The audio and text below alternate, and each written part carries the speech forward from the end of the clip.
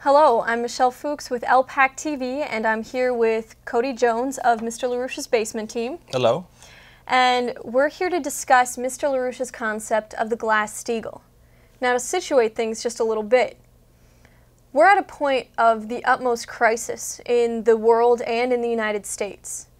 Here in the United States, I think it's pretty clear that almost every state is in a state of virtual bankruptcy.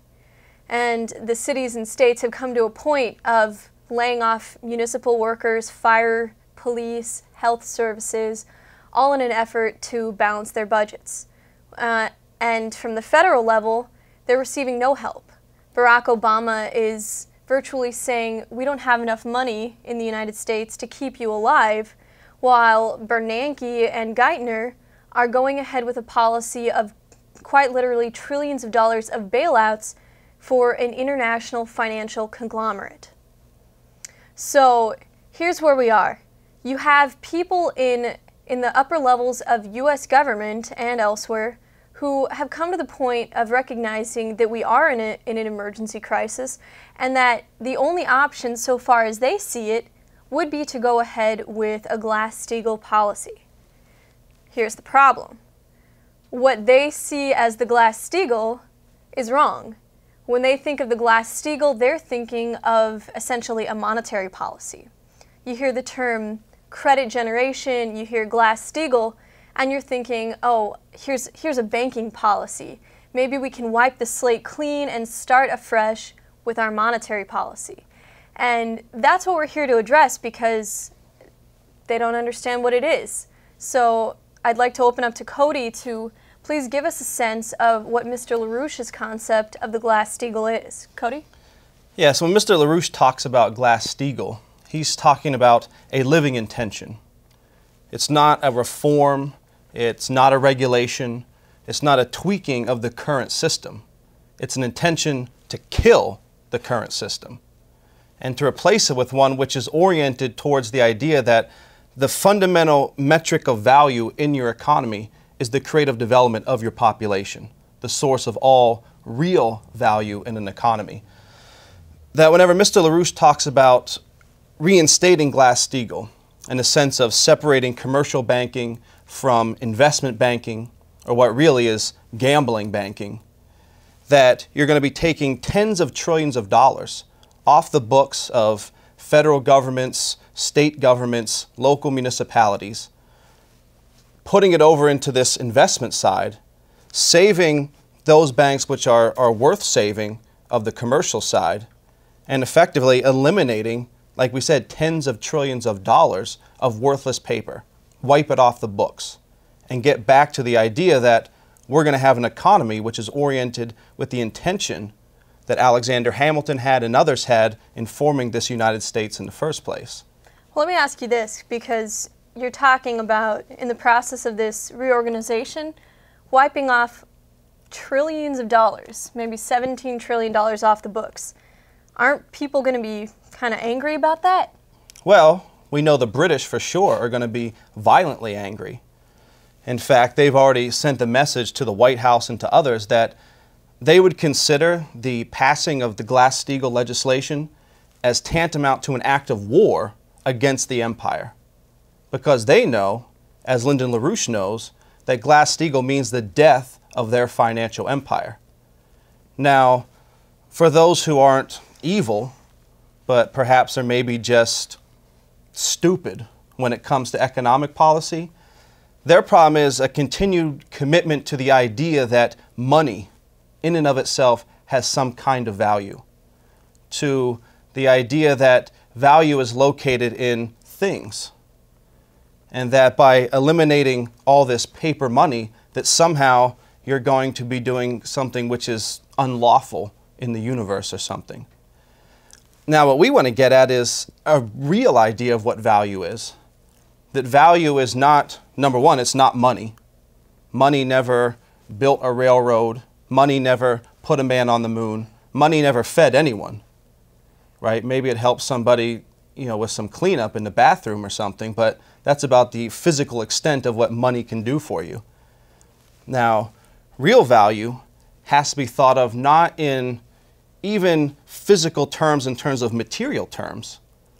But real value has to be thought of as a process, thinking in terms that we value that which contributes to a process of development for the human species and for the universe at large.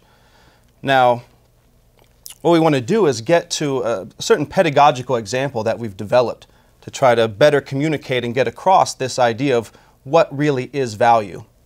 And we're going to look at a particular substance, iron ore, something which has, to a large extent, formed the backbone of modern civilization, something which we've become very dependent on, and look at, well, what's the process that brought iron ore into the state of existence which made it accessible to us and usable for human civilization.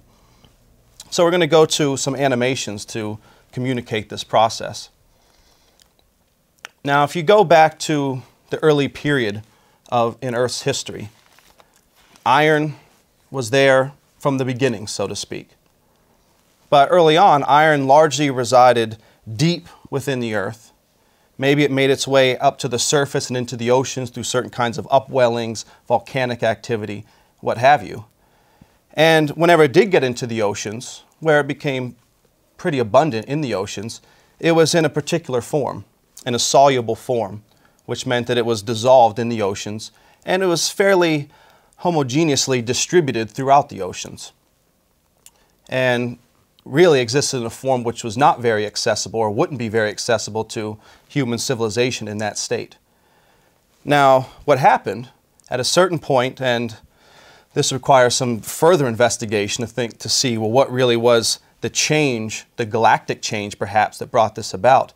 But at a certain point, you had introduced into the biosphere, into life, a process which we come to know as photosynthesis.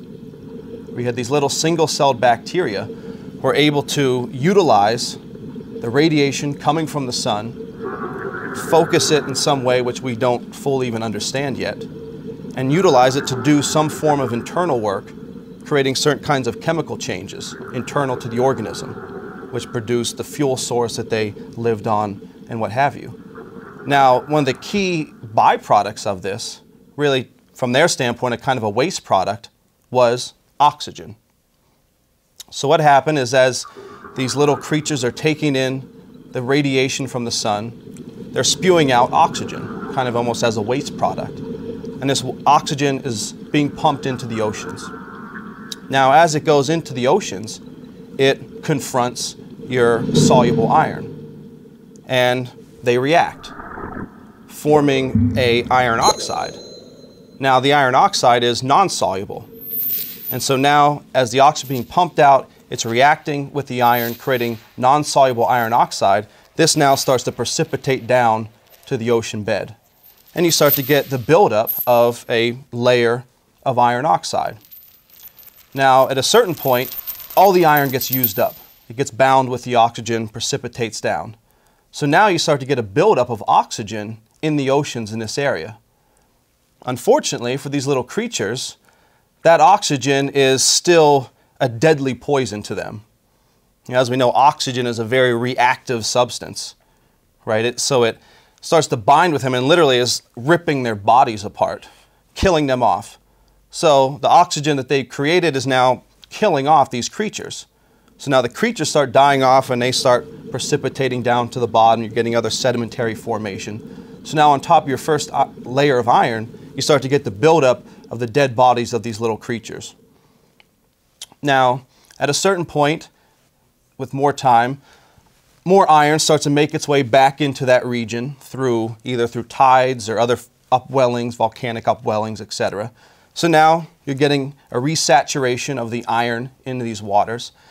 And these bacteria, their populations are start to be able to grow again, because now the iron is being bonded with the oxygen and sort of keeping it away from their little bodies. And you start to, again, pumping of more oxygen, a building up of the binding of the oxygen with iron, precipitates down. You start to get a buildup of another layer of iron until you get back to the point where it's all used up. The oxygen is becoming more abundant, killing off these creatures again. They fall down, you get the next layer. So you're getting this process, you're building up these successive layers of iron and sediment, iron and sediment. Now, and this is what becomes known as banded iron formations, which in fact are the leading source of iron, concentrated iron that we mine and depend on today.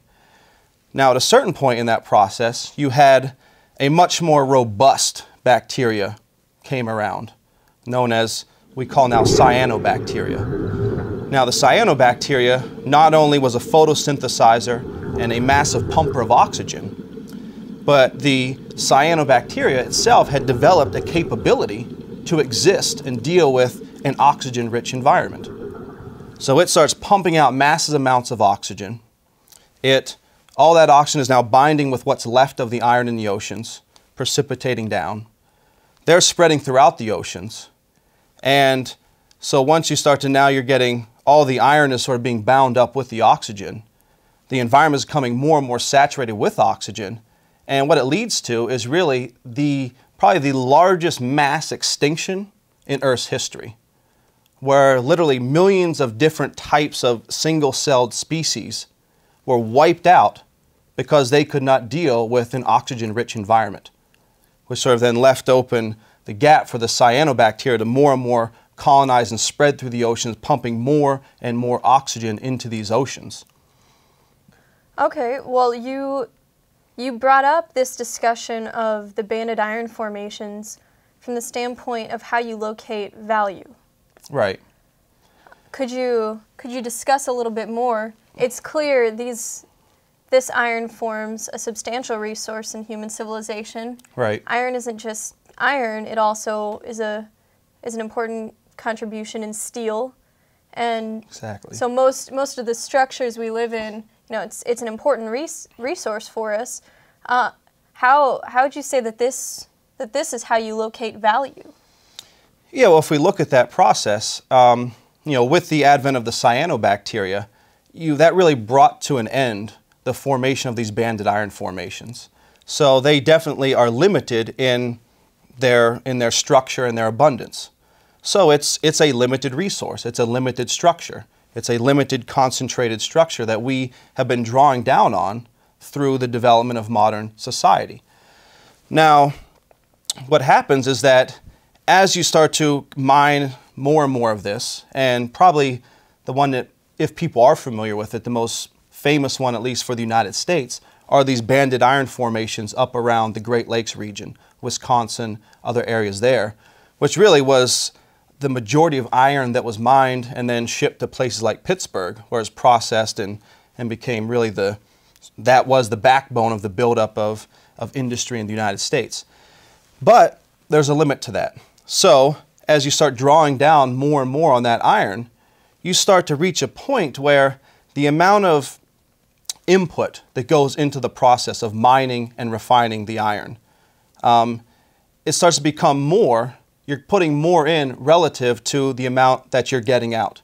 You're having to put more labor into it. You're having to go deeper into the ground to get it. The resources are becoming more and more dispersed, which means that whenever you're doing your refining, you're having to deal with a more dispersed form of dirt and rock that you're breaking up to extract the iron ore from.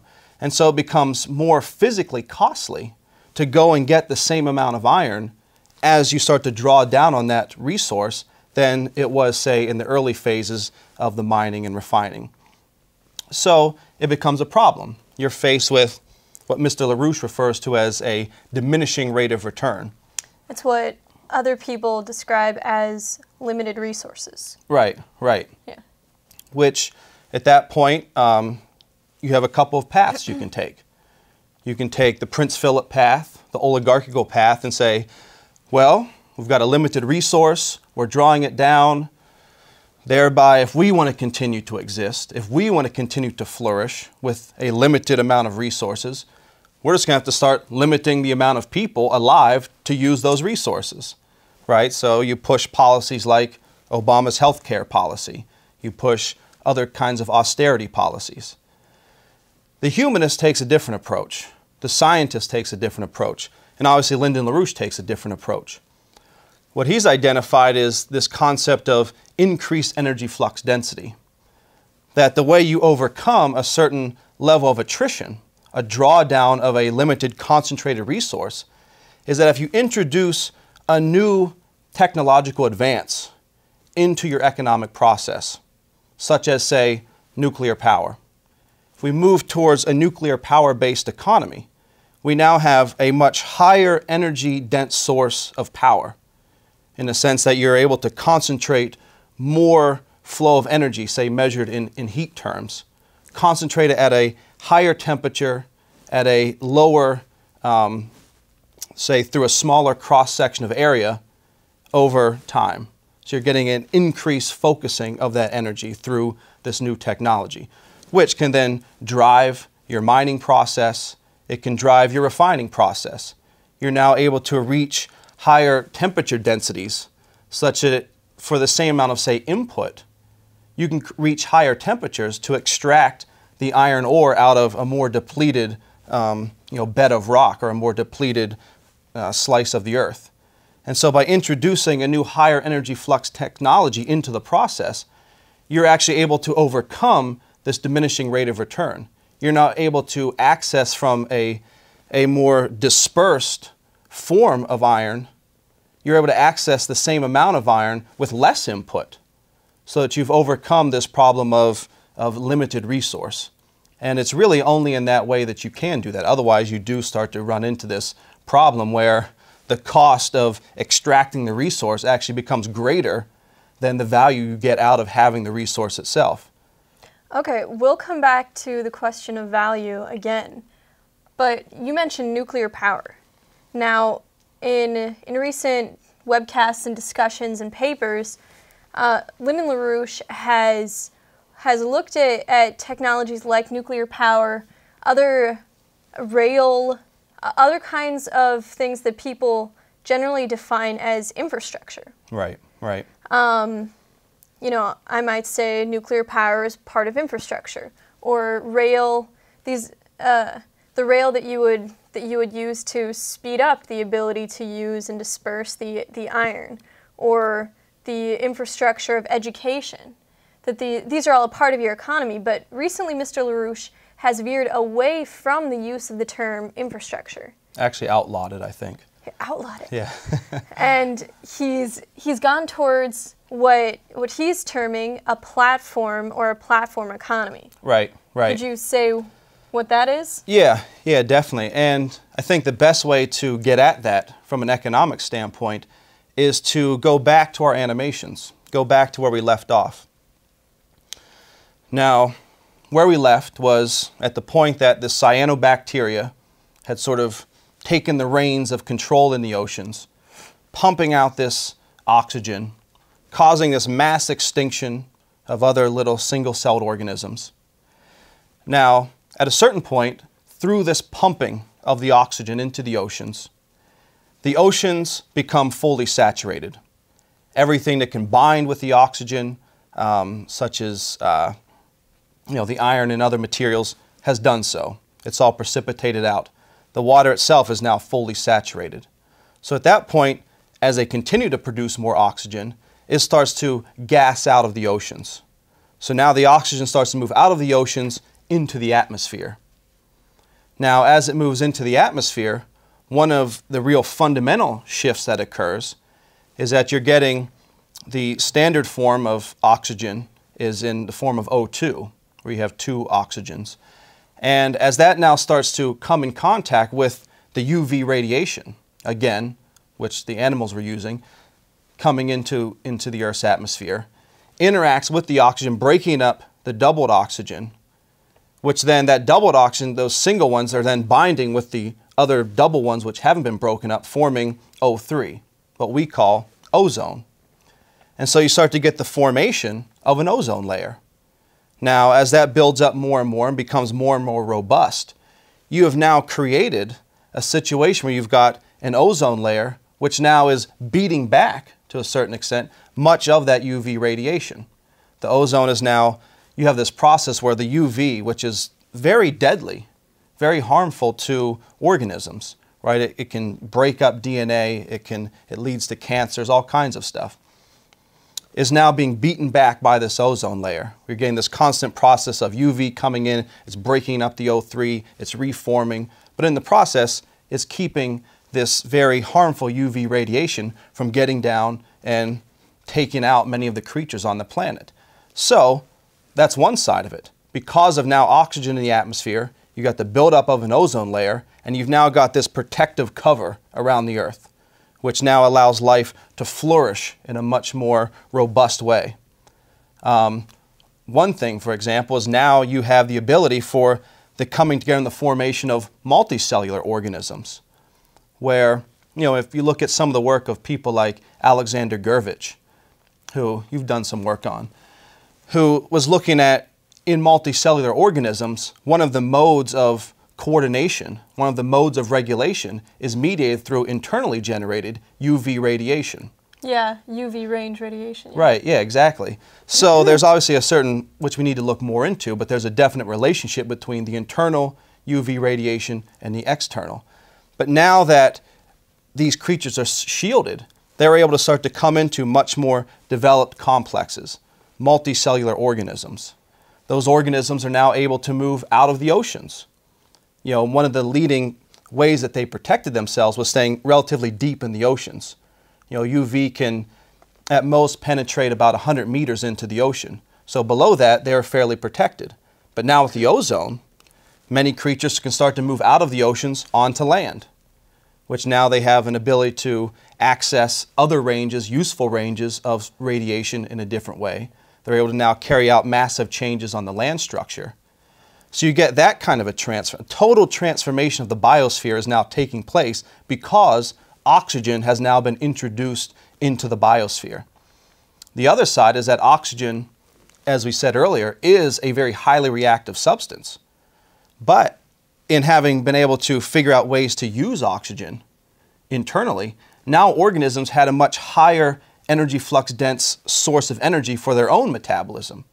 So now having an oxygen-rich atmosphere that they could deal with, they're now using oxygen to carry out a much higher metabolic rate of activity, more complex creatures. And so because of the introduction of this oxygen, you've had a complete transformation of the biosphere of the Earth. Everything is now different. New species are able to emerge. We're able to move out of the oceans onto land. There's a new fuel source. So you had a revolution in the character of the biosphere, where it's moved from a fairly lower level of organization, of development, of ability to carry out transformative work, has now upshifted to a higher level. You've gone through a fundamental nonlinear revolution in the ability of the biosphere to now carry out work and to be creative, so to speak. And that's the platform. Yeah, this gets at what Mr. LaRouche means by a platform concept. That by, for example, introducing nuclear power into your economy in conjunction with high-speed rail, in conjunction with the extended Nawapa project, by introducing new fundamental principles of discovery into your economy, it's not just a simple process of you're adding something to an existing state, which is what most people discuss when they talk of infrastructure. Slap a rail here, build a bridge here. You're just sort of adding, little additions to an already existing state, and, nothing's really changing.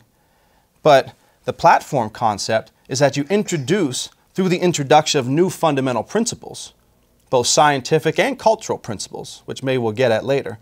But by doing that, you introduce a revolutionary change in the state of existence of your economy. Now all your internal relationships have now changed as a function of the introduction of that new idea. The way you do everything has changed. And you've created a higher potential to do work, to be creative.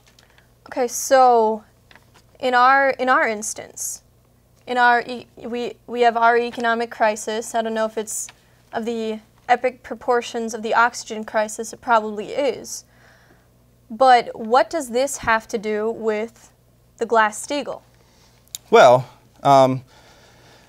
very simply, by implementing Glass-Steagall, by carrying out sort of a mass extinction of derivatives and debt, you've now created the conditions whereby you can get back to that principle upon which this nation was founded, which is an idea which says we are not adherents to money.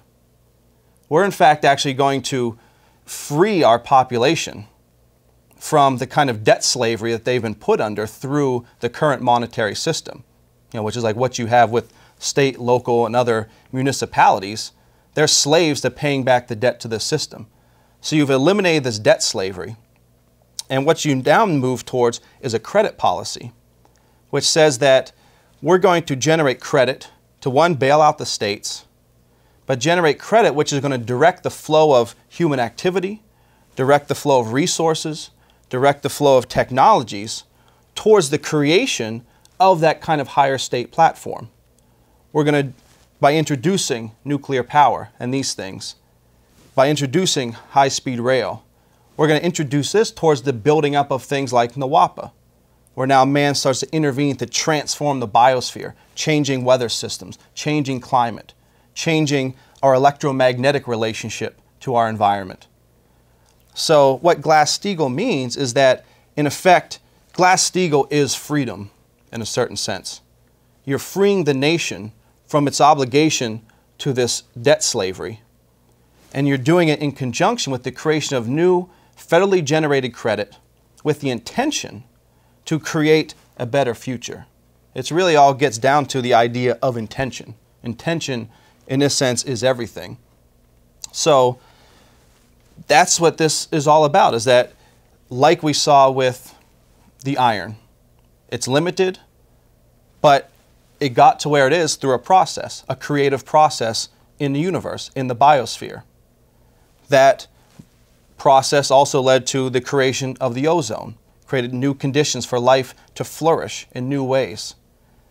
So what we're doing is we're saying, well, we can learn and understand from how the universe naturally is oriented. We have to recognize that man must necessarily bring his activity into coherence with that kind of process. And in fact, if we don't do that, then we only move backwards. I think it's a funny thing that Mr. LaRouche said is that in order to stand still, you have to progress, which I think is clear in say this iron example, that the iron got how it is through a process of development. Now, we're drawing that down. If we just continue to act in the same way as we have been acting, we're actually going to be moving backwards relative to a universe which is naturally inclined to move forward, to progress, right? Always moving from one successive stage to another. If we just try to hold on to one stage, like say the stage that built up the iron formation, we're drawing it down. The universe is oriented in a different direction. So you do the same thing, you're actually going to be moving backwards relative to a universe which is moving forward. So if you want to just stand still relative to that universe, you necessarily must be progressing at least at the rate that the universe is progressing, if not superseding it, which human creativity uniquely is capable of doing. So here's what a lot of people out there are thinking. People right now are afraid of what will happen if we lose the current cache of money. If we go with the Glass-Steagall and go with wiping out these trillions of dollars of money, what I think you're saying is that instead of being afraid of money or afraid of what will happen to their bankers if we go ahead with the Glass-Steagall, that they should be thinking along the lines of value not being in money as money, but value being located in that process of the development. Money as a bailout, money as money in a bank as such doesn't have value because you're not doing something like this with it, because you're not progressing. Right. Yeah, the fundamental thing that Lynn has pointed out is, to a large extent, the problem is cowardice.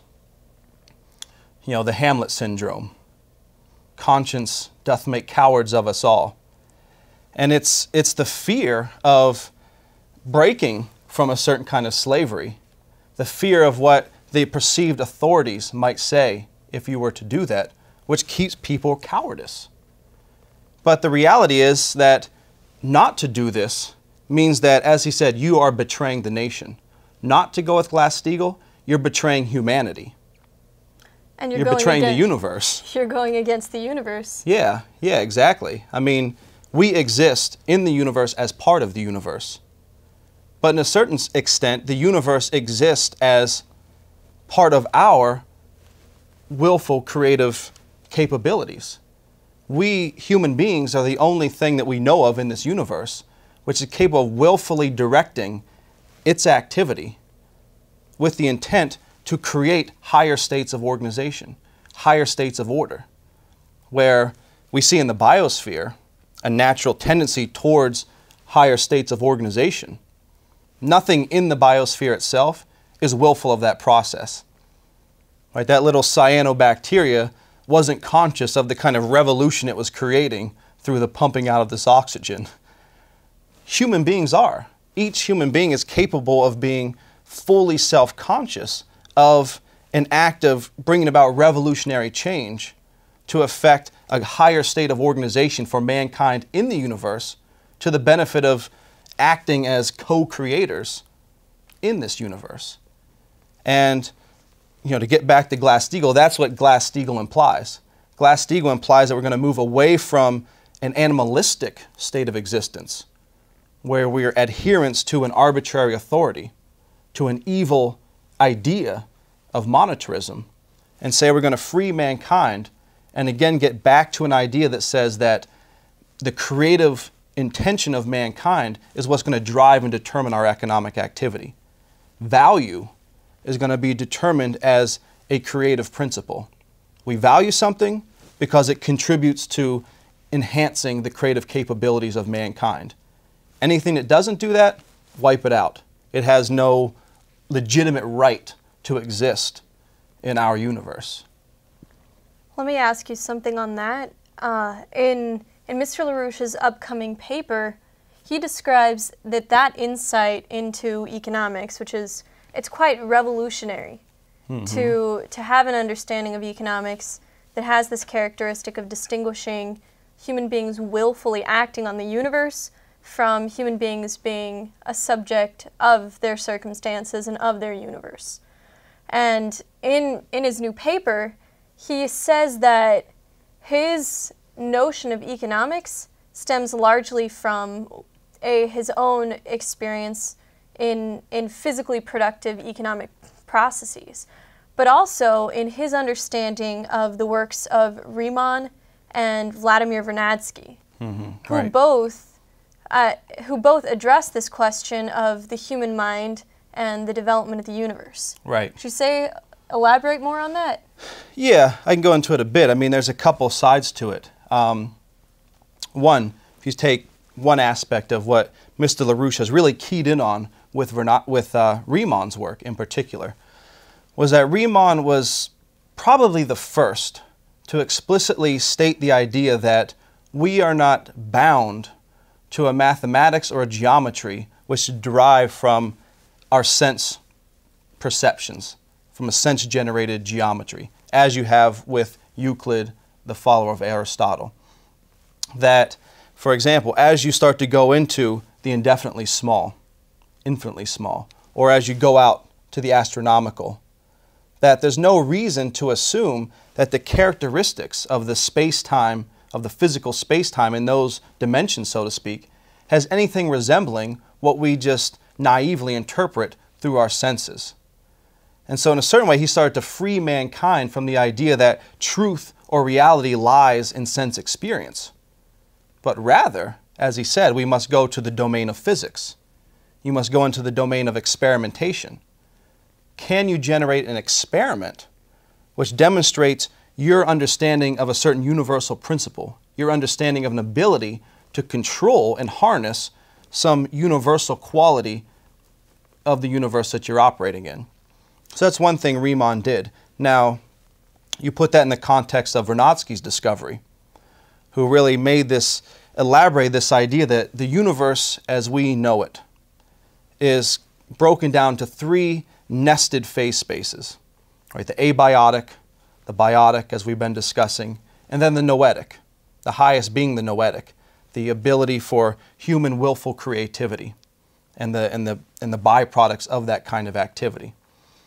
Now, if you look at this from the standpoint of say, Riemann's development of the Dirichlet principle, for Riemann developed this idea from Dirichlet that, like we talked about with the biosphere, as you move from successive phases from one to the next, you're always looking at nonlinear revolutionary changes from one bounded characteristic, right, where all of your processes are determined by what are the principles which are bounding and organizing the internal characteristics of the process. As you move to the next one, it's a function of having introduced some new principle, some new boundary condition to the process, which now transforms all the internal relationships of your process as they priorly existed. And this is his development of his idea of Dirichlet's principle and the idea of the abelian function. So that's one side of it. Now you take that and apply that to our understanding of, say, these nested, the nested phase space of Vernadsky, the abiotic, the biotic, and the noetic. And you recognize that they themselves are constantly going through these upshifts to higher phase spaces, but organized from the top down, such that that which organizes the three phase spaces, or is characteristic of all three of them at the highest level, is the noetic, is that which is characteristic of the human mind. Such that if we want to gain the insights into the abiotic and the biotic, we must necessarily do it through gained insight in the way that human mind functions. Because it's that characteristic of human mind which is going to be reflected in the lower phase spaces. And it's often in the way that it's reflected in the lower ones where many of the paradoxes in those phase spaces arise. And it's really only can we resolve those paradoxes is if we, in a sense, can step outside of that domain itself and see them in light of the creative principle of the human mind, which is really the principle which is characteristically bounding the universe as a whole. And so it's this kind of idea of moving away from a commitment, again, a certain kind of slavery to the senses, and towards an idea that that which really is ontologically true, that which has real ontological substance in this universe, is not material as we can touch it, taste it, smell it, see it, etc. But what's ontologically existent is that which is characteristic of creative mind. And that it's through insight into creative mind that we gain insight into how man can further enhance and control the other subsumed phase spaces of this universe. And that becomes economics. That becomes the real fun side of economics, the human side of economics. Yeah, I think that's what Lynn and LaRouche has discussed a lot with the question of culture. Mm-hmm. Yeah, exactly. That you're considering how do you as a society promote the development of the discoveries of principle that reflect themselves in increasing energy flux density, reflect themselves in higher platforms or higher states of existence, higher conditions of life, that you are looking for certain material conditions that support that, the things which have previously been discussed as infrastructure, the rail, the soft infrastructure, your education, healthcare, these things, but that your intention is not this material stuff, that your intention is an unseeable principle of the development of the mind, right, and the development of ideas, none of which is something that you can write down, right, or even document as such. Right. You have in musical composition, the idea of the composition doesn't live on the page. It lives in the mind of the composer and in the mind of a competent performer. Right. And oftentimes, that's what you're discussing when you're discussing economics. Mm-hmm. Yeah, exactly. That's the substance of it. And that's, I think, ultimately where the discussion has to go. I mean, this is what I know Mr. LaRouche is fighting with daily, is getting this across to the population, getting it across to us, of recognizing that mind, the creative human mind, is the substance of value in this universe. and that you have to constantly be fighting to figure out how to develop that, how to recognize it. And as you said, it's not something which is going to come through in any literal utterance or any literal interaction with something, but it's always that which is in between, that which is generating the paradoxes as they're presented to our senses. And yeah, I think that's where the fight needs to go. Otherwise, what's our alternative? We see it, as Mr. LaRouche pointed out with this Tucson incident. You know, this was not just a single event in a vacuum, but what was represented in Tucson was really just an expression of the characteristic dynamic of what we have in society today, a nihilistic society. Especially of that generation. Right. You have the 15 to 25 year generation that they've had George Bush and Barack Obama leading their country for most of their adult sentient life. And these guys don't have a sense of identity where there's much value to anything. So you have potentially a 25% of that age grouping that could break forth in some sort of incident like in Tucson. And this is what Lyndon LaRouche is describing as the potential for a French Revolution type chaos and response to the present crisis, unless you have the appropriate leadership come in. Right, and you get Glass-Steagall. And unless you have Glass-Steagall. Because Glass-Steagall means putting people to work, giving the nation a mission, taking young people, training them in skills to be part of the NWAPA buildup. And it means changing the culture of the United States by giving it an identity which says we're going to do now what Franklin Roosevelt had intended at the end of World War II. We're going to lead the development of the world towards a higher state of existence. With that, you start to bring in an identity to the population of the United States, which is an identity of an immortal human being. One which says my identity is not in what I consume, my identity is not in my opinions, my identity is in what am I going to do with my life while I'm here, which is going to contribute to this process of development, contribute to the development of mankind. And Glass-Steagall and the NWAPA and the credit policy that goes along with that opens that up. Good. Well, I think that's a substantial coverage on that area for today. Yeah, and there will definitely be many more discussions of this type to follow. So that's all for today. I'm Michelle Fuchs. And I'm Cody Jones. And we'll see you later. Thanks.